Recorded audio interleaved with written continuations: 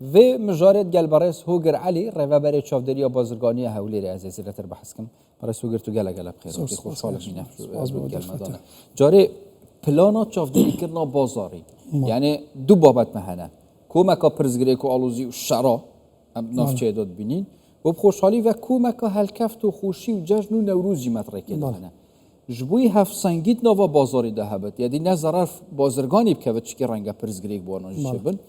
نه ضرر فلاتی بکوت و چه پلان دانینه و که چافداری کردن بو بازار کاکشوان طبعا سپاس با درفته و بیانی برزشتان باش و بینرانی کردستان بیشتریش باش لبدایتی مانج رمضانی پیروز که هات خود دزانی لمانج رمضانی پیروز عادتیاً خواز لسر خوراک زور دبیت دو کوبنو زور گرینگ انجام درا لانجام یا کوبنو چند بریارک درچو یک لدیوانی پارێزگا بەسەر پەرشتی برای بەڕێز خۆشەویستم کاگومێت خۆشناو پارێزگاری ئەولێر ولا دیوانی وەزارەتش بەسەر پەرستی برای بەڕێز خۆشەویستم کاک سەرۆر کەمال ئاواری ئەو بڕیارانە بۆ ئێمەی بەڕێوەبەرایەتی چاودێری بازرگانەکان گشت دەرچوو کە لە مانجی ڕەمەزانی پیرۆز چاودێر بین لەسەر خۆراک پێش شەڕ و پێش ئاگر و بەرنامەکان جارە هیچ بۆ ئەو بابەتە نەبوو تەنها بۆ چاودێریکردن بوو لە مانجی ڕەمەزانی پیرۆز ئێمەش لیژنەکان بە پێی تەختێ شاری هەولێر و هەموو چاودێرە بازرگانەکان تشدا بەشمان کرد وەلگەر ئەو لایەنە پەیوەندیدارانن کە لەگەڵ ئێمە هاوکارن بۆ نمونە بەڕێوەبەرایەتی ئاسایشی هەولێر هۆبەی ئابووری لیژنەکانی قایم قامیەت و ئەمانە هەمومان بووینە یەکتیم بۆ پاراستنی تەندروستی هاوڵاتیان خۆ دەزانی ئامانجی بەڕێوەبەرایەتی چاودێری بازرگانی بە پێی ڕێنمایی ئێمە پاراستنی تەندروستی هاوڵاتیان لەسەروی هەموو بابەتەکانەوەیە و ئێمەش وەکو بەڕێوەبەرایەتی چاودێری ملزەمین بەو ڕێنماییە و بەرنامەی کابینەوەی سەرۆکی حکومەت شەروا بووە خۆراکی باش و تەندروستی بگاتە دەست هاوڵاتیان ئێمە لە مانجی ڕەمەزانی پیرۆز گەڕان و پشکنینمان کرد نۆ لیژنەمان دابەش کرد بەناو شاری هەولێر و لە هەر شوێنێک ببمان دیتیبا بە پێی ڕێنمایی ئێمە نییە یان خود موادێکی خراپ یا خود موادێکی کۆپی بە ئۆرجینال بداتە هاوڵاتیان ئێمە لیژنەکان بە پێی ڕێنمایی یاسا کاردانەوەمان ئەنجام چ بین کەس هاتە گرتن هیچ ئێمە وەکو بەڕێوەبەرایەتی چاودێری بازرگانی نزیکە 1000 شوێنمان بەسەر کردێتەوە لە گۆشت فرۆش سەوزە فرۆش مارکێت کۆگای کۆمپانیەکان و لە ئەنجامی ئەم گەڕانەدا ئێمە نزیکەی 100 شوێنمان سزادایە و بەڵێ 4 شوێنمان داخستیە 3 کەسمان ڕوبەڕووی دادگا کردیتەوە کە ئەوانەی ویستیان فێر بکەن و چیسە بگۆڕن یعنی لۆ نمونە لە برنجێکی کوالێت نزم بیکەنە برنجێکی کوالێت خراپ چیمیایکی کوالێت خراپ بکاتە چیمیا یاخود هەندێک لە کەس بەوانە من زۆر جار هەموو برادران پرسیار لە من دەکەن بەوانە دەگوتری بازرگانیان دوکاندار دەرم نەخێت لەبەرەوەی سوپەتی بازرگان زۆر پیرۆزە و ئەو کەسانی کە ئوشانە دەکەن لەو قالبە دەردەچن کاکشمان بۆیە ئێمە بە توری شێوە پێی ڕێنمایی یاسا مامەڵەمان لەگە کردەوە و 3 کەسشمان ڕوبەڕووی دادگا کردیتەوە بەڕیاری بەڕێز دادوەریشمان پێ وەرگرت باشە نوکەوت vê qonağıyla ku ev 19 rojin jî êdî şerye berdewame çi goranekariek ser vê planê de hatiye hiç tirsek nava bazarî de çikî rastî jî şeva zêdetir em bînîn maşallah qerebalıqe ev tirse yan jî bawerî xwe bûne nava bazarî de ku berdewam êdî bazariyê hey bê pirzgirêk û alozî şîna xelek bitirse êdî xelek asayî bazar û kirîn û firût naxwe dike کاکشمان ئەمە دوو بۆنە لە پێشمان یەک هاتنی جەژنی ڕەمەزانی پیرۆز لێرەوە پیرۆزبایی لەسەر زەما وڵاتیان و مسڵمانان دەکەم و هی دووەم جەژنی نەورۆز خۆ دەزانی ئەم جەژنە هەردووچی تێکردەوەیتن و هاوڵاتیان پێویستیان بە کڕینی کەلوپەلە بۆ بابەتانە خۆزانی هەرێمی کوردستان و بە تایبەتی شاری هەولێر و میێواندار و میێوان دۆستە و سەردانی یەکتری دەکاتوە پێویست بابەتی یەکەمە و بابەتی یەکەمە لە بوونەکە نێزیک دەبینەوە بابەتی دووەم مەسەلەی مەترسی لە ناو شاری هەولێر لە ڕووی خۆراکەوە نیتمان لە هیچ بابەتێک خۆشبەختانەوە دەواازی حاجی ئۆمەرانج بوویتەوە هەندێک بابەتمان هەبوو هەندێک ئایتمما هەبوو کە لەوێ داهاتن تۆزێک نرخ حرەکەی کرد لەبەر کەمی مەوادەکە و پێداویست شار خۆ دەزانی لە بازارش ئێمە عەرز و تەڵەب هەیە ئەگەر هاتو عەرز کەم بوو تەڵەب زۆر بوو تۆزێک نرخ ئەوە دەکا بەڵام ئێمە وەکو لیژنە وەکو حکومەت بەردەوام بووینە و لە ناوێ نەمان هێشتیا بگاتە ئەو ڕبحەی کە عەرەب گوتنی ڕبحە فاحش دروست بیتن و هەر شوێنێک ئەو حالەتەمان دیتبی بۆ نمونە کاک شوان لۆ نمونە کوشمیش قەیسی تۆزێک ساری حرەکەی کردێ لەبەرەوەی لە ئێران لۆماندار کەمی کردێ بەڵام خۆشبەختانە ڕێیەکە بۆ بەڵێ ڕێیەکە بوویتەوە و دەگەڕێتەوە باری ئاسایی خۆی بەڵام ئەوانەی کە سەرچینە خۆراک هیچ لە ناو شاری هەولێر گران نەبووە زۆر جار لەلایەن هاوڵاتیانەوە پەیوەندی بە ئێمەوە دەکرێت وەکو سوحبەتیش خۆ ئەگەر بەس کشمش و قەیسی نەدە بە ئەوە نەبی نەخۆ یان ڕەنگە بەزل و ڕۆژی یەکەمی جەژن کاکشمان ئەسڵەن لە ئایتمە سەرەکیەکانی ئێمە وەکو حکومەت کە مولزەمین نێنی نرخ لەو بابەتانە گرانبی ئەو بە دوو بابەتی تێدا نییە چکە دوو بابەت لە لای ئێمەیە ئەوەی خۆراکی سەرەکی ئەوەی دەبتە زیینە ئەوەی خۆراکی سەرەکی لەکنەمە دیارە برنجە ڕوونە شەکرە بقولیاتەکانە بەڵام ئەوەی کە دەبتە زیینە بابەتی کە بەڕێز باس کرد دەیگرتەوە بەڵام زۆرجان لەلایەن هاوڵاتیانە وڵی کاک شفان زەرورە و ڕوونکردنەوە زۆرجان لەلایەن هاوڵاتیانەوە پەیوەندی بە ئێمەوە دەکرێت دەرێن نرخ زۆر گران بووە ئەوە بۆ چ دەگەڕێتەوە کواڵەتی شوێنێک بۆ شوێنێکی تر ئەوە دەستی کار ڕۆڵ دەبینی کرێی دوکان و هەندێک جارەیە شوێنێک لەگە شوێنێک خۆما هەولێرەگە بکەینە دوو بەشی وەرگین کرێ زۆر تێداگرانە بەڵام بەشی وەرگن کرێت تێدا هەرزانترە ڕێگەپێدراوە بازرگانێک ئەگەر دوکانی لە شوێنێکی گران بکرەیەکەی بۆ خۆی شت گران بفرۆشێت کابراایکیش لە شوێنێکە بۆ نمونە شەی خەڵا بە نمونەی هەرزانیەکەی بینین ئەو چکە لەوێ هەرزانە بە هەرزانیش ئەمە لیژنەکمانێ لە بەڕێبرای چاودێری بازرگانی سەرۆکی لیژنەکەمان دەرچی بەشی ئابووریە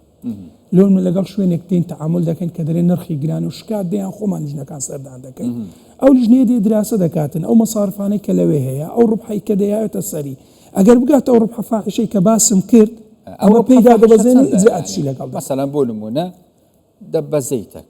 لە شوێنێک 1500 بی ئەگەر کابرا ڕوبح فاحشەی لە سەردانی چەندە بوو نمونە 2500 هەزارێک زیاد ئێمە نایلی 35 نایلی لە 100 تاوەکو سێزە زیاتر نایلی نرخ لەسەر هیچ کاڵای زیاد کە دوای هێنانی مەسارفەکان کە لۆمان دابش کرد ئەو لیژنەیە کۆنووسێک دەکات من وەکو بەڕێوەبەری چاودێری بازرگانی دێتە پێشم چاوپێخشاندنەوە دەکەم بەسەرچەم ئەو بابەتانێک کە ئەو تەقدیمی کردێ بەپێی پسوولەکانی ئەگەر هاتو دیتمان ئەو ڕوبح فاحشە پێیدا دەبەزین و سزای دارایی دەدەین و بەڵێ نامەشی وەردەگرین وەجارێک کە نەتوانیتن نرخ بەرز بکاتەوە بەڵام ئەوەی ئێمە زەڕورە ئێمە دڵنیای دەدەین هاوڵاتیانی شاری هەولێر وەکو بەڕێبەرای چاودێری بازرگانی ڕۆژانی جەژن یەکەم و دووەم و سێم وەنە جەژنی نەورۆزی لیژنەکانی ئێمە لەناو بازاڕ و شاری هەولێرن لۆ ئەوەی خوا نەخواستە لەلایەن کەسێک یان دوکاندارێک یان بازرگانی استقلالی هەم گەشتیاران کە بەڕێزت باسی کرد هەم هاوڵاتیانی خۆمان نەکاتن وەلا شوێنێکی ببینین ئیجراتیان لەگەڵ دەکەین لێرەوە داوا دەکەم خۆیان لەو بابەتانە بە دوور بگرن چکە ئیشەکە کاتیە ئەگەر ئێمە بیانگرین ئیجراتیان تون لەگەڵ دەکەن ئیجراتە توندەکە چییە؟ زانی ئێمە بەپێ ڕێنمایی کار دەکەین سزای دارایی بەڵێ نامی پێ دەدەین بۆ ماوەی دەڕۆ شوێنەکە دادێخین و بە بڕیاری بەڕێز پارێزگاری هەولێر کاگومێت خۆشناو دەیدەینە ڕاگەیاندنیش و بیجارچکە نەتوانین نەرەزەوە بە شوێنە و لۆگۆشی دەدەین و زائیدن ئەگەر هەر بەردەوام بوو کێسەکە لەوەی گەورەتر بوو کە ئێمە بەغەڕامە و بەڵێ نامۆ داخساب کێس پەڕای لێکۆنەلۆ دەکەنەوە ڕوبەڕووی دادگای دەکەن کابراایەکە بازرگانە ئەڵێ کاکە لە سەرچاوە بەگرانی بووم دێ ئەو ماوەیە ئەگەر لەو بابەتەوە چوون ئێوە لە سەرچاوە چاودێری بابەتەکە دەکەن لە دەرگا سنووریەکان لە دەواازە سنووریەکان بۆ ئەوەی ئەم هەڵەش نەخۆزێتەوە لای بازرگانێکی تر بە گران بفرۆشێ بە خەڵک بڵێ وڵا بە گران هاتووە یان دۆلار چوزانم گران بووە یان هەر هەنجەتەشی تر زانی کاکشوان مەسلەی دۆلار خۆ دەزانی حکومەتی عێراق غەدرێک زۆری لە بازرگانەکانی ئێمە کرد و لەسەر دوو بابەت یەکەم جێبەجێکردنی بەرنامەی ئەسیکۆدا لەسەر بازرگانەکانی ئێمە و دوو پێنەدانی دۆلار بە سعری بانقی کە 132 لە بازرگانەکانی خۆی بەڵام نەیدایتە هەرێمی کوردستان بڕیاری پێ دەرکرا لێرەوە پێش ئەوەی وڵامی ئەو پرسیار بێت یعنی بابەتی هاوکاریکردنی بازرگانان و هاوکاریکردنی هاوڵاتیان لەلایەن حکوومەتی هەرێمی کوردستان بە تایبەت ئەو دوو ڕۆژە هیچ پلانێک هەبووە ئیتر ئەم بابەتەش نەخۆزرێتەوە وڵای کاکشمان لێرەوە بەنای بازرگانەکان زۆر سوپاسی سەرۆکی حکوومەتی هەرێمی کوردستان دەکەن ڕێزار کاک مەسعود بارزانی لە مەرجی دانوشانکار لەگەڵ حکوومەتی عێراق بۆ گەشتن بۆ ئیتفاقا بازرگانەکانی کردووە سەرڕم بۆ بابەتەکە بۆ نمونە پێی گوت و مەرجە دەبێت 132 دۆلاریان پێ بدرێت کەوانەی لە دەورازەی حاجی ئۆمەران و ئیبراهیم خەلیلوانێکە نەخێر ڕای گرتبوو پێیانی نەدەدا و بابەتی دووەم مەسەلەی ئەسیکۆدا داوای کردی لەسەر بازرگانەکانی هەرێمی کوردستان جێبەجێکری حکوومەتی ئێمە و خودی بە ڕێزیان کە مهتەمە بۆ بابەت نەیگوتی با جێبەجێ بکرێت گوتی نەخێر دەبی دەرفەتە چیان پێ بدرێت بە بازرگانەکانی هەرێمی کوردستان بۆ ئەوەی بابەتەکە تێبگەن و بزانن و ئوموری خۆیان و قانجاز و ئەو ماوادەی کە دێتن بەو بەرنامەیە چەند ڕادۆستی بۆ ئەوەی ئێمە لە هاوڵاتیانش ڕوونکەینەوە لێرەوە سوپاسی سەرۆکی حکوومەتیان کرد کە ڕۆڵی بازرگانەکە چکە ئێمە وەکو حکوومەت سەرمایی بازرگانەکە ئەمە سەرمای حکوومەت دەن و ئێمە پاراستنی ئێمەش ئەرچی ئێمەیە بازرگانەکردنی هاوڵاتیانە بپارێزەوە ئەم بابەتێکی زۆر گرنگ بوو و بازرگانەکان دڵیان زۆر خۆش بوو و خودی خۆیان تەلەفۆنیان لێ من کرد یان ئێمەیان لەبیر نەکردێ لەو دانووسانکانەوە ئێمەیان کردە بابەتێکی ئەساسی بۆ بازرگانەکان ئەوە بابەتی یەکەم بابەتی دووە مەسەلەی سەرچاوە و گرانبوون زانی ئەوە بە هاوڵاتیان ڕۆکەینەوە ئەو حکوومەتی هەرێمی کوردستان نییە دەیوێ بەرنامەی ئەسیکۆدا لەسەر بازرگانەکانی هەرێمی کوردستان جێبەجێ بکات نەخێر ئەسڵەن ئەمە ڕێگری و باسشم کرد یعنی سەرۆکی حکوومەت زۆر بە ڕاشکاوی باسی کرد ئێمە پێویستە جێبەجێکرێ بەڵام پێویستمان بە فترەی زەمانی هەیە بۆ ئەوەی بازرگانەکان لە ئوموری خۆیان بکەن بەڵام ئەوەی باست کرد مەسلەی سەرچاوە گرانبوون نییە کاک بەزانی هەندێک بابەتێک کاکشفان هەندێک ئافاتەیە هەندێک گوشکە ساڵیەیە لەسەی خۆی بەرهەمەکان کەم دەکاتن ئەو شەڕشۆرە ئێمەشی لێ بەدەر نەکرد ئاگادار بکە لە ناوچەکەداهەیە ئەو شەڕا وەی کردێ لە هەندێک وڵاتان شت بەخۆی بەگران بدەنا بازرگانەکان لۆ لەبەرەوەی عەرز و تەڵەبی لەسەر زۆر بوو یعنی بازرگانەیە یعنی لۆ نمونە من نمونەی فاسوولیابی کە وڵاتی مسر سەرچاوەیە کە دەینین و لەوێ تەوزیعات پێ دەکەن بزانی بازرگانی مسر بەمە گوت و ڕۆژی ئینتلاقکردنی بار کە بار کرا بۆ نرخە دەتان دەمێت ینی کە پێشتری ئەمن دەچووم لۆ 900 تۆنەم دەکرد پارەی خۆم دەدا هەر ڕۆژێکی بار کرا بە لۆ هەرێمی کوردستان باتوێ بە هەر ڕێگایك لەو دەواازانەی کە هەمانە طبیعی بوون نرخە بەڵام ئەو بەو دوایی کە ئەو شەڕە ڕوویدا نەیدەدا دەگۆ نیتم تاوەکە ئەو ڕۆژی بار دەکرێتن کە لە بۆرسە و سعر بۆ چەند بۆن دەلۆتان دەنێرم یعنی کاکشمان حالەتەکان بالۆ ورتر قسام بکەین هەندێک جار هەیە لەسەر چاوەگران دەبیت هەندێک جار ئافات وای لێ دەکاتن بەرهەمەکان وەکو پێویست ناکە کەم دەکاتن کە خۆ دەزانی عەرز و تەڵەب ڕووی داتن کە بازرگانەکانی ئێمە نرخ لە جێ خۆی بەڵام بەڵام ئەوەی دەگاتە ناو شاری هەولێر من دڵنیایی دەدەمە هاوڵاتیان ئێمە سەرجەم نرخەکان لە بازرگانەکان وەردەگرن بە سوپاس و هاوکارمانن وەلۆمان دەنێرن لە هەر حالەتە چی ببینن گرانی ڕوودەدایان شتێک ئێمە لێ ئاگادار دەکەنەوە دەڵێن ئەو بابەتە گران دەبی بۆ ئەوەی هەوڵاتی ئەگەر شتێکم بۆ باسکە هیچ پلانێکە لە ڕێی سۆشیال میدیا پێیەکی فەرمیتر نرخ بڵاو بکرێتەوە هەم هاوڵاتی هەم بازرگان ئاگادار بێ ئێمە چناڵەتی وەتساپمانەیە کاکش سەرجەم نرخەکان لەوێدا دەبەزین ئەوەی توانیتمان لە مارکێت لە کۆگایەکان و لە کۆمپانیاکان داخلی ئەو گروپەمان کردیە